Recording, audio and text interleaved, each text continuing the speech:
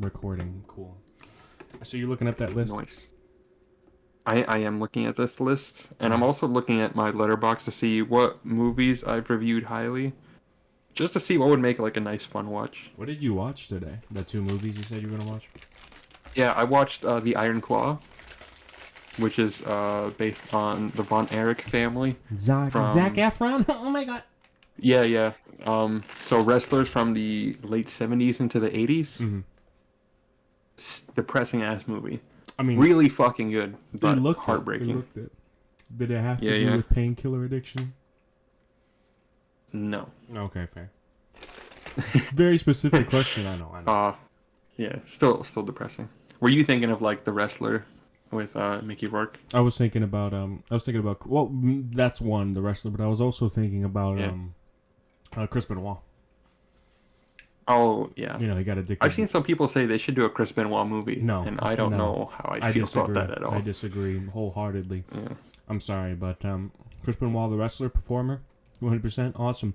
Chris Benoit before the week, in the final week of his life, from what I've seen, he looked like a pretty cool guy who loved his family. But I mean, that kind of thing doesn't just snap; it built up to it. You know what I mean? And it's extremely unfortunate what happened. You know, and people will always talk about Chris Benoit. People never talk about their family, and I think it's kind of ridiculous that people constantly want Chris Benoit mentioned in WWE. It's like, no, dude, he did a horrible thing. I understand that he was a good performer, but, and this is a pretty base take, he's a fucking murderer. So he killed 2 people and then took the coward's way out. And I'm sorry, I understand that that's a bit insensitive, but at the end of the day, if he had just killed himself, I would feel horrible. I'd feel so much sympathy and empathy for him, but he did not just kill himself. He killed 2 people that didn't have a choice in the matter.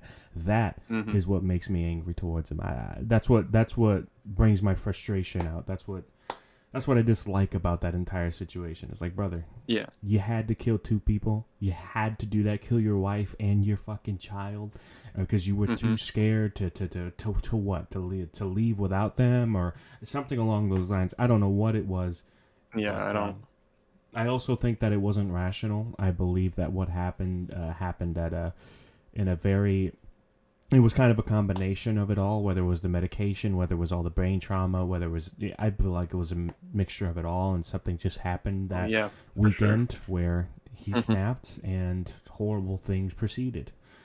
And unfortunately, we will never truly know what happened in that room, but what I do know is if Chris Benoit truly did do these things, which all signs are pointing to yes, I'll say it. He is truly a coward in every regard, and that's my opinion. How do you feel about that? Fair. I mean, you know, the whole thing is really just fucking terrible because, you know, people fucking died, and that's never fun. And you know, it's not like Chris Benoit's erased from the history books. You know, he's still world heavyweight champion. He still has, you know, he's still in the history books regarding WWE. I just think it's smart that he's not glorified. Yeah. And he's not mentioned because there's really no need to mention it at all. We respect his career, and that's it. Move on. Next question. Yeah, exactly. You know what I mean? yeah. But yeah, he was great in the ring, and you know, he was world heavyweight champion, so that shows. And that's about it. That's all we need to know about him. No, because that kind of thing can leave a stain on the WWE. One individual can really ruin the reputation of the WWE if they continue to speak about it. I mean, you saw as soon as Chris Benoit died, they did the remembrance show. They were going on interviews talking about how much they loved Chris Benoit. And then when they found out what actually happened, everything ceased. Because, bro, gone. Yeah. One, it's a business thing, obviously. But 2, it's because, bro, like, that Chris Benoit that did that weekend is not the Chris Benoit we knew for how many years he was alive. He just, something flicked the switch, you know? I'd like to think that it was just a flip of the switch, but a part of me thinks it was a build-up. I'm not sure. I don't know them personally. But it seems like every person who knew Benoit personally, they couldn't imagine him doing something like that. It's ridiculous. So either they're hiding it or they are telling the truth. And that we'll never know. But that will die with them. So it's okay. Yeah. We'll see. Unfortunately. It is what it is. What can you do? But yeah, Iron Claw, great fucking movie. Yeah. Anything else you did this week that was fun? You watched a lot of movies. I did watch a lot of movies. I watched Ballerina yesterday on Netflix, and I How was watched that? The Talk to me Creator about that. before that. So Ballerina was really fucking Ballerina. good. A lot slower than I thought it would be, but it was a welcome change of pace, because I was expecting, from the way people were talking about it, I was just expecting, oh, it's just female John Wick, like it's a revenge plot, it's gonna be a shit ton of action, story's gonna be like paper thin, Colombiana, but the Korean fuck it, version. Right. Yeah, for just for entertainment, paper thin story, but cool ass action. Right. But that wasn't the case. I like that. There's like 3 major action scenes in the movie, one in the beginning, one in the middle, one at the end. And that's basically it in terms of action.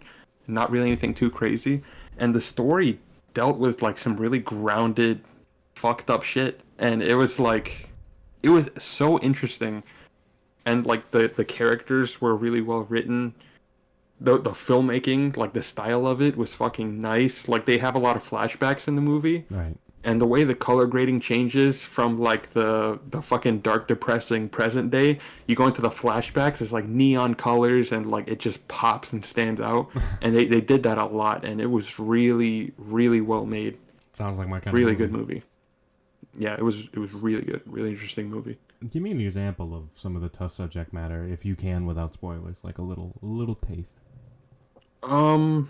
So it's, I guess you can basically categorize this movie under rape revenge. Oh. That's Yeah. fair. Yeah.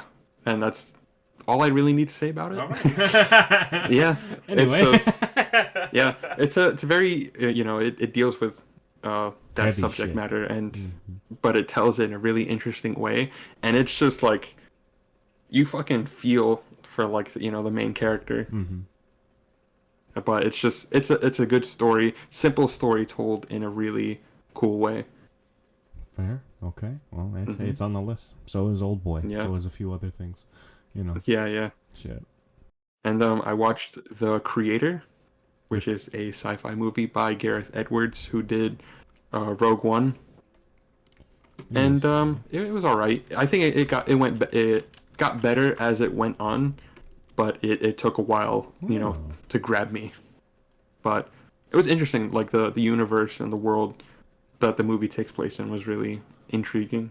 Yeah, we got a couple of good actors there. Gemma Chan and John David Washington. I like those two. Yeah, no, they did a great job. Especially John David Washington. He's, so far from what I've seen, he's good in everything. Yeah. Even though I never finished Tenet, I liked him in it. I need to see Tenet. Yeah. Yeah, I need to see Tenet. It's just, it's on Hulu. I'll get to it. Yeah, it is on Hulu. But yeah, no, he's good. Gemma Chan is not in the movie that much, but she does a good job. And honestly, the story is pretty simple, kind of like Ballerina, but told in an interesting way. And so I appreciate that. CGI was good as fuck. That's fair. Yeah. Como se dice? What's the budget on this movie? Let me see. I actually don't know. The Creator budget. 80 million. Fuck. Wow. Yeah, I need to look into the behind the scenes of it, because apparently they did a 104. lot of. Apparently, there's a lot of filmmaking tricks they did, because you said it was 80 million. Yeah, that's not enough.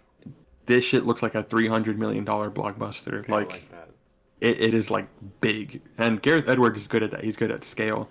I mean, just look at like all the Death Star shit from Rogue One. That shit is like intimidating and massive. And then even his the 2014 Godzilla, that's all about scale. He knows how to make that shit look intimidating. I like that. Yeah. Oh, So boy. I want to see more from him, just for scale. Like, do more big shit. That's all I need from him. Shit, imagine him as probably not a DOP, but I would like to see a co-director, somebody who's como se dice? I would like somebody who directed and wrote a film, and then as a co-director have this guy just make the sets and make the crazy shots happen. Like, oh, that would be sick. Oh yeah, because in terms of filmmaking, it's on another level. Ugh, can't imagine. And this sounds weird, but I feel like the creator would look cool as fuck in black and white. It sounds weird, but I just feel like in black and white, like, it would be really nice to look at. Well, there's a lot of colorful films that, like, the director kind of wanted to do black and white originally, but, studios don't really go for that. Like, Mad Max Fury Road. Yeah. they wanted to do that in black and white, which is crazy because I mean, me personally, the color is so prominent. Yeah, exactly. Me personally, I really preferred the colored version. I watched both, but I see why he went for the chrome as well. It's a whole different tone to the movie. It's a different experience. It's worth watching again just for the color, you know. But if I had to choose a preference, brother, like imagine watching some guy on a fucking truck, you know, mowing down that guitar with flames throwing out, and it's in black and white. Like, yeah, come on, dude. You know what I mean? Show me the orange, show me the red, show me the fucking heat. You know what I mean? So you can't see that in black and white. You just can't. Yeah, and the creator has a lot of really nice colors in it too, but I don't know. I think it's just like the framing and some of like the set pieces they have in the movie.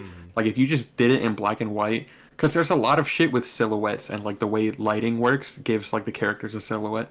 I think it would just look really nice, honestly. Fair. So, if they ever came out with a black and white version, I would definitely watch it. Shit, I mean, we could just color code it black and white. It wouldn't be too hard. Throw a filter on it. Yeah, I mean, I can just like I did it for like 5 minutes actually. I went on my TV settings and just turned off the color and watched it in black and white for like 5 minutes. It looked really cool. So. Como se dice? I remember watching. It was a video. Remember that one? It was a shit show on Mad Max. That's where I got that information from. But there's another thing where it's like, well, putting it in black and white isn't hard. You get a small crew, you get a little budget, and you throw it together. It's not just like turning off the colors. You have to go back through the movie and like redo certain shots. You know what I mean? Not refilm them, but you know, re-edit them. So. Yeah, I mean, it does. Depending on the kind of color you want, though, it does also depend on the filming. Like, you have to light it and frame it for black and white. Exactly. Because a lot of times, like, the black would just blend together and you can't see shit. So it'd be like, imagine Alien versus Predator Requiem in fucking black and white. You can't see shit regardless with color. So, you know, it wouldn't work. So, yeah, no, like, if you're just going to change it to black and white, you have to film it like for black and white. That's fair. You can do it in post, it just wouldn't be the same. Yeah, I agree. Well, I feel like when it comes to the alien monster, first of all, I just want to say real quick, my favorite alien is the first one. I mean, I've told you this before, but this is for the mic. Yeah. But one thing I want to say in particular about the alien films is that I hate that they kind of took the fear out of Alien for me. After I saw Aliens, I was still afraid of them because they were taking out these badass Marines. Even though it was more of an action-centric film, they were able to still make the aliens scary because, one, the introduction of the Queen, and two was the fact that they were outsmarting the Marines. They came in from the roof, you know, they're coming in through the vents and shit. They were able to outsmart the Marines. So they were still able to make the alien, extremely scary. They were still able to provide horror in a sci-fi action film.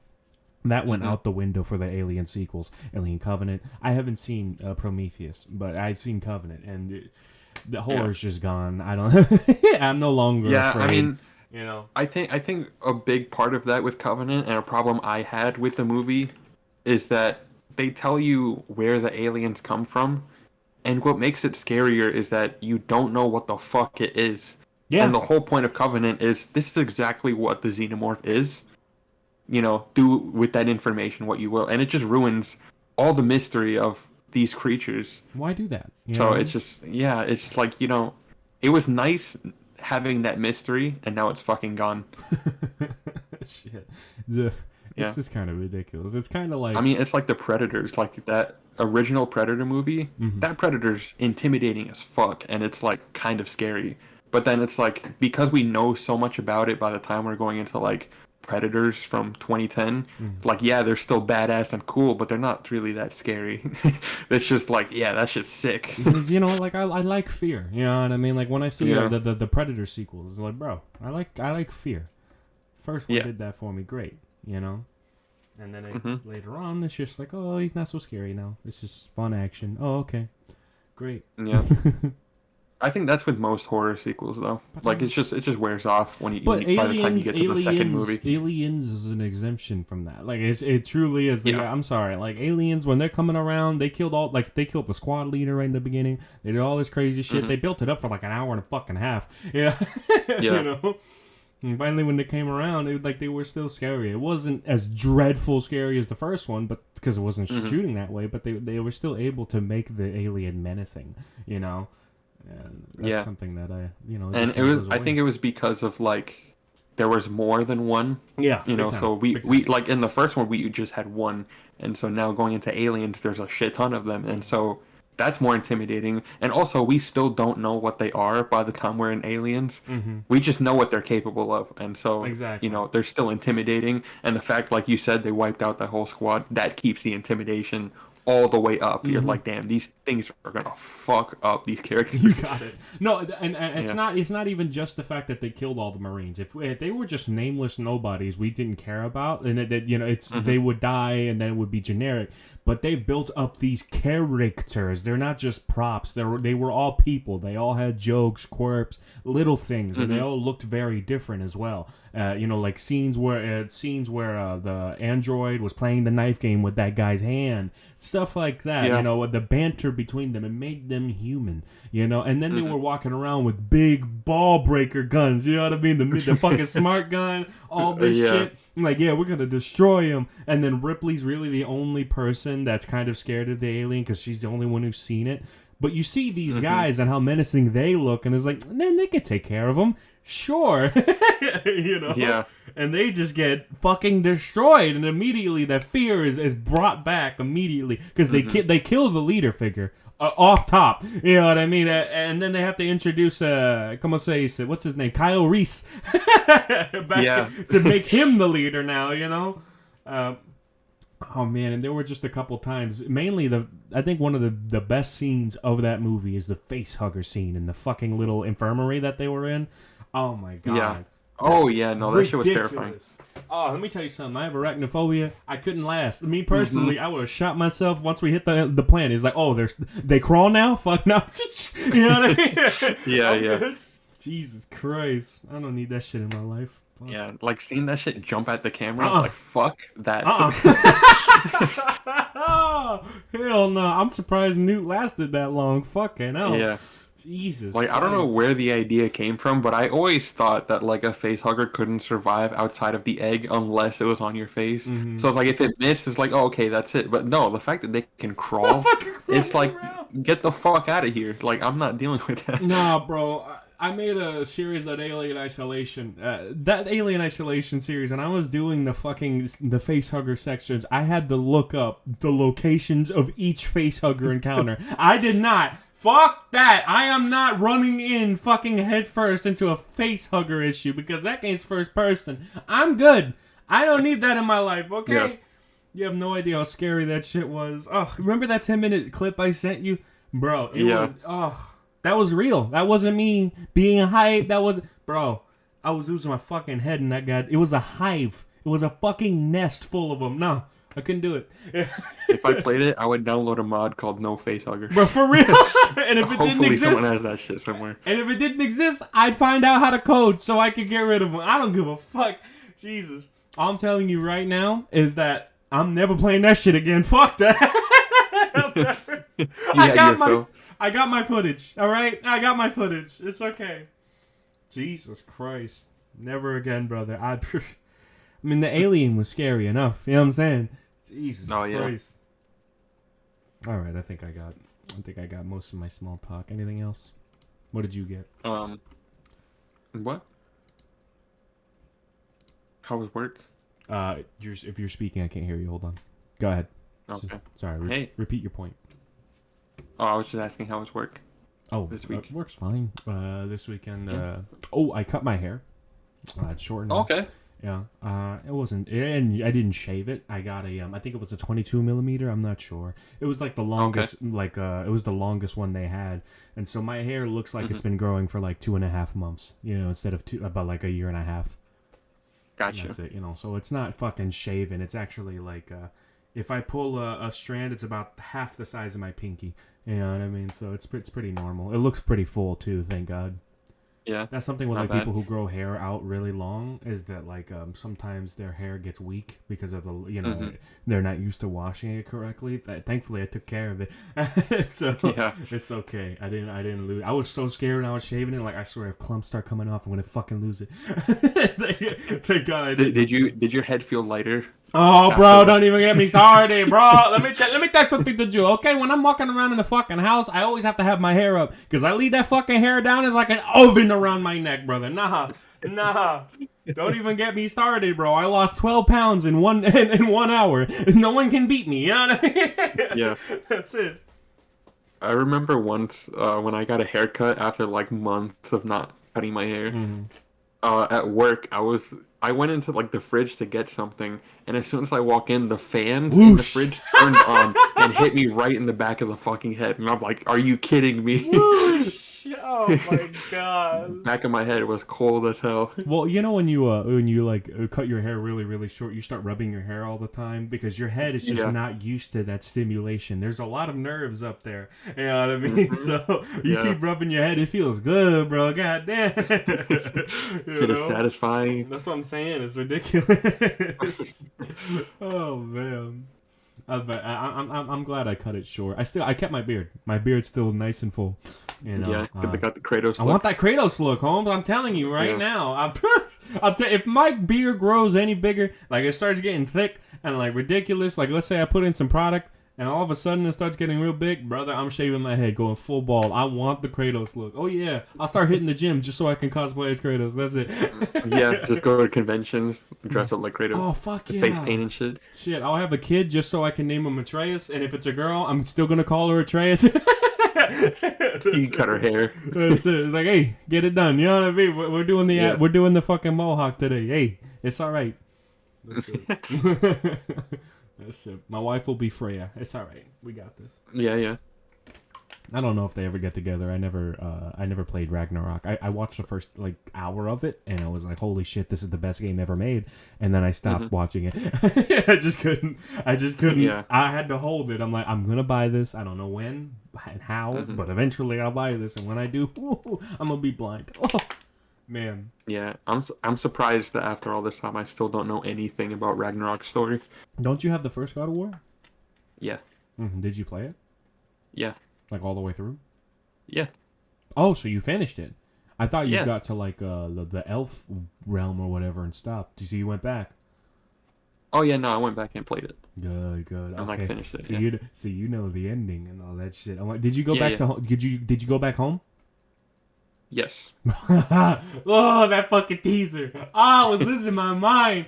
Fucking Thor came down with the power. I'm like, no way. No fucking way. I was losing my shit because I've never seen that before. It was my first time. The fact that they ended that shit there. Oh, of course they did. Of course they did.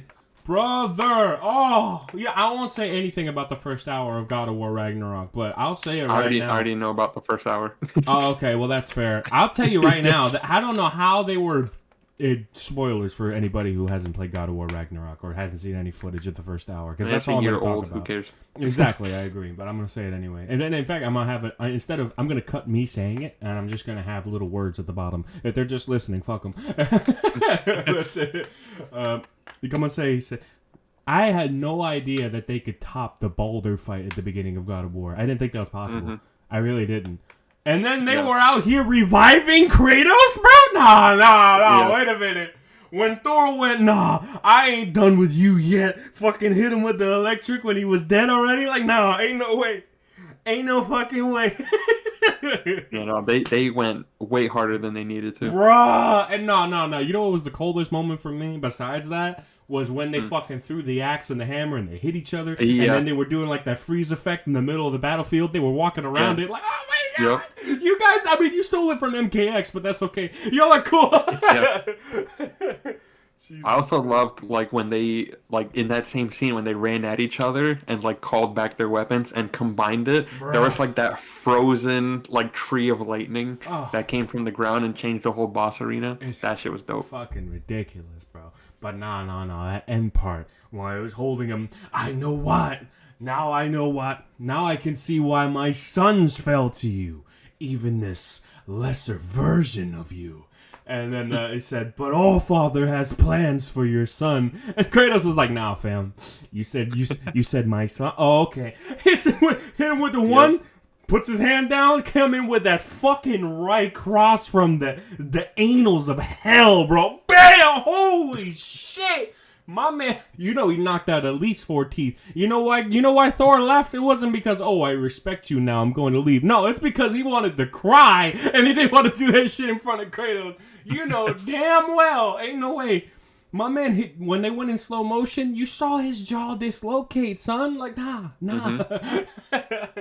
It's ridiculous. There's another boss fight I saw later in Ragnarok, and I'm not going to say what it is, but it's so fucking cool. Oh, don't even get me started. There's so much shit. I know that, like, Atreus turns into a bear, which is fucking sick, and you're, like, fighting Odin near the end, which, I mean, of course we're going to fight Odin, but I don't know anything else. Yeah, I'm not gonna do anything else. Yeah, that's it. Yeah, and brother, it just looks so fucking badass. I like how Freya's trying to kill you right at the beginning. Like, you motherfucker is like, get away from me, woman. Yeah. Jesus Christ. I love how she was more of a nuisance than anything else. It's like, get away from me, woman. It's like a fly that's constantly flying in your face. Like, get the fuck off me. They made her threatening right at the beginning, right? But then it just kept riding. I was like, you bastard! Don't you dare! Don't run away from me! Oh, if they played Looney Tunes music over that shit, I think it would have been better. Yeah. They should have ran with it. They should have ran with it, yeah. No, man, it was great. It was so great. No, when Christopher Judge called out Call of Duty during a fucking award show, I lost it. Oh my god. Yeah. My speech was longer than the... He wasn't wrong. What's up? He wasn't wrong. That's fine. He wasn't wrong. I'm gonna paraphrase what he said. My man was like, "Yeah, no, I'll tell you what. My speech last year, it was actually longer than the Call of Duty 3 campaign. Like, that's fucking mental. Could you imagine?" And then he scoffed and he was like, "Oh, another company I'll never work for." Yeah, I was like, "Oh, that motherfucker." Yeah, and then he just kept rolling. Like, all right, fuck it. He's Kratos. That motherfucker knows he's got job security as the baddest man on the planet. He's like, yeah, we know there's gonna be another God of War. I mean, come on.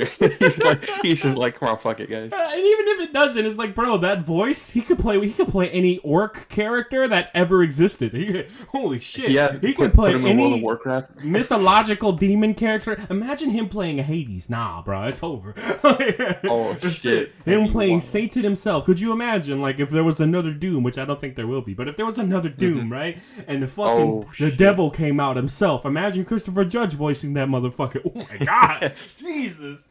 That'd be crazy. Brother, I would pay to see that. Even if it paid DLC, Christopher Judge DLC. I would love to see that. Make him a fucking Dark Souls villain or something. Oh, hell yeah. No, don't even get me started, bro. Oh, the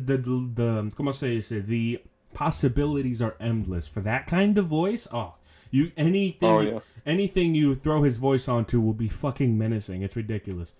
Bro, Marvel, just have him voice Thanos in like a Marvel video game. That's it. He's Thanos. That's it. That's scary shit. Could you imagine? Oh boy. He's like a lot less reasonable. It's like, I'm going to cut off your head now. Oh shit. You know? He just no dialogue other than just threatening you and then murdering you after. That's it, bro. Watch out. Bro has 5 lines in the whole game. You wanna say something? I think probably the best thing of the God of War series for me, at least the best introduction of any character I think in any game I've ever seen ever, is the fucking World Serpent. Holy shit! Yeah, that moment is iconic. Brother, he fucking came around. His voice was shaking the walls, bro. Like, it was a fucking earthquake in my house. I'm like, bro, why? I'm wearing headphones. Why are the windows shattering? What the fuck? What is going on? That sound went beyond space and time. That's what I'm saying, bro. First of all, how they make that shit? Please tell me. Show me your magic, please. Yeah, no, but just like the textures of it, I thought my PS4 was gonna explode. Bruh. For real. Nah, man. I love how you can, like, throw an axe at him, like, in the open world. You throw the axe at him, he just looks at you like, are you sure? Do you really want this? Do you want to deal with this? Like, I'm sure you could kill me, but this is a big hassle. I'm a lot of mass. See what I'm saying? Like, it's not a good idea. That's the thing, right? Is Kratos could really just kill anything he ever wanted ever, but he chooses not to because of the previous God of Wars.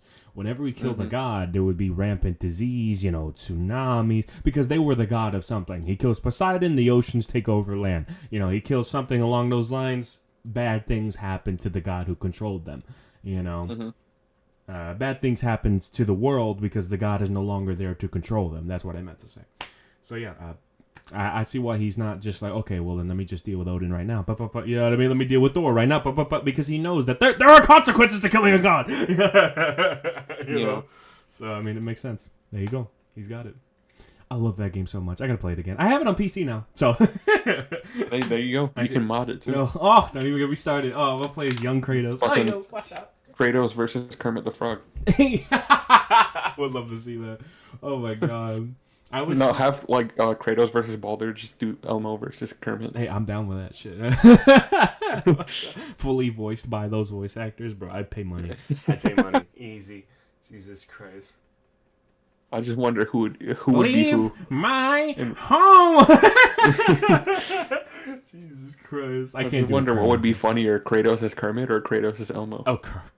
Oh shit, that's hard. I was gonna say Kermit. I'm like, wait a minute, Elmo would be fucking fire.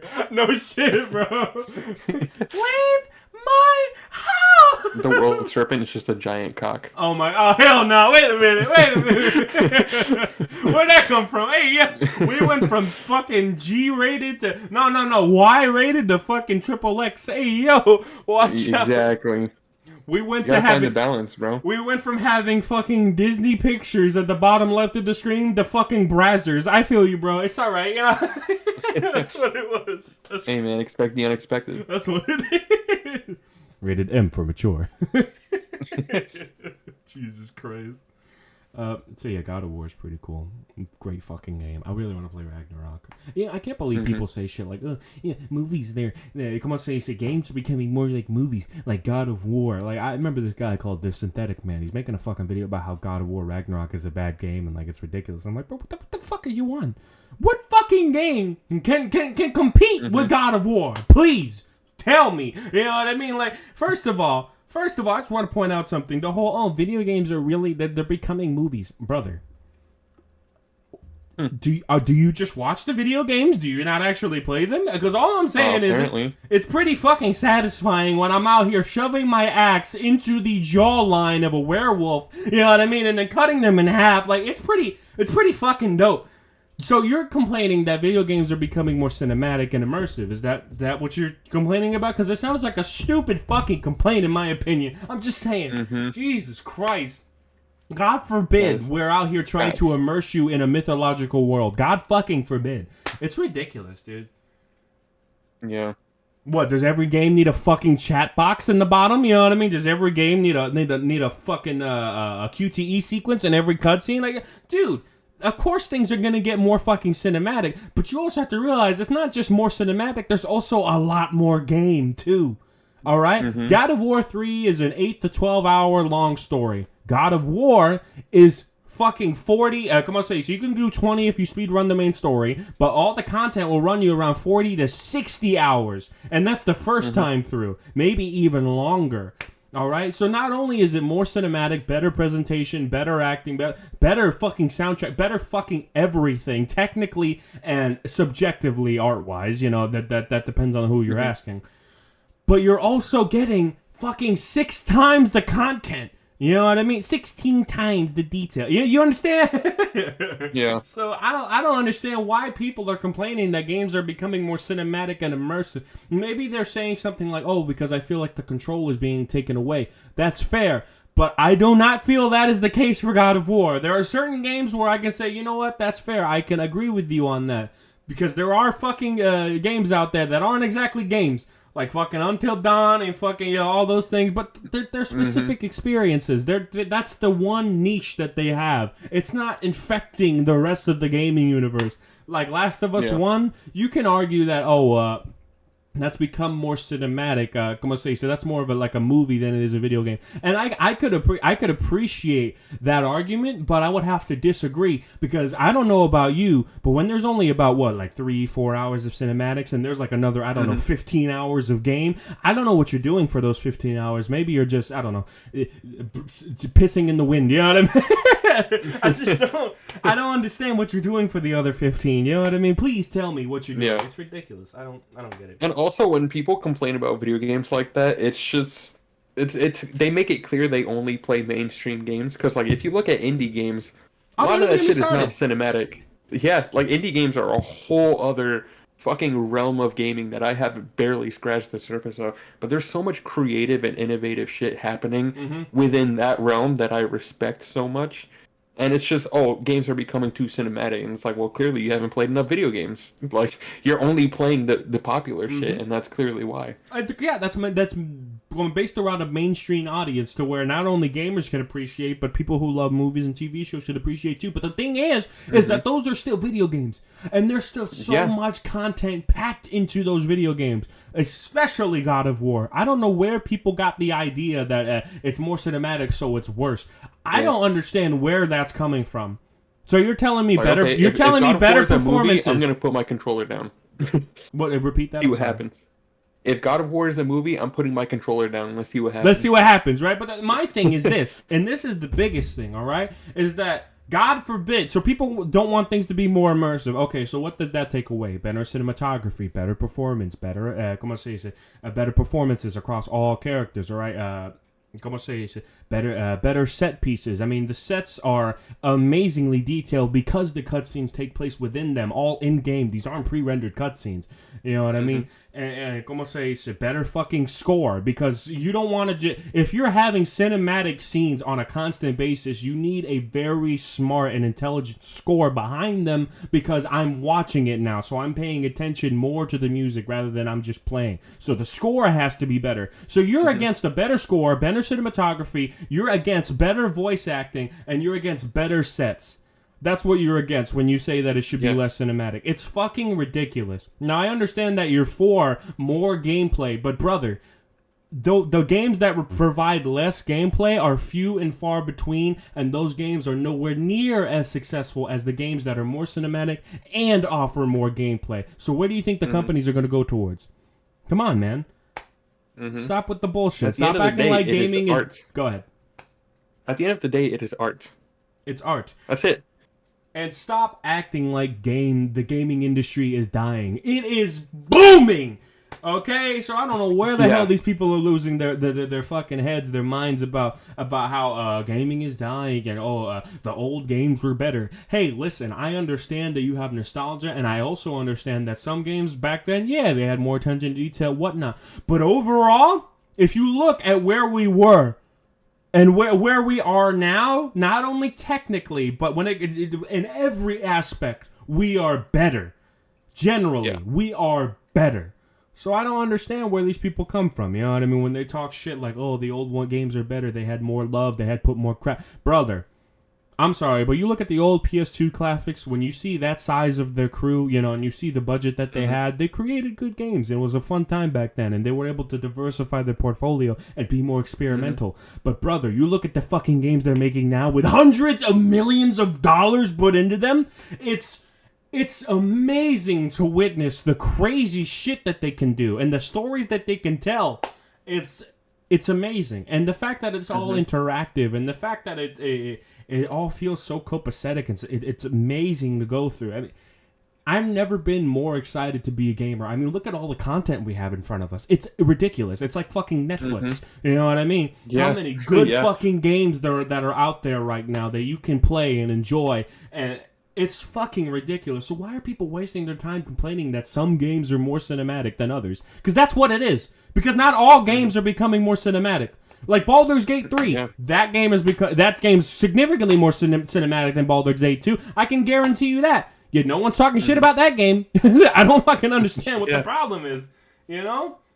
Yeah. Oh my god, better performances, better acting, better voice acting, better sets, better all this. Oh my god, this game is amazing. Oh, but isn't it more cinematic? Yeah. Oh my god.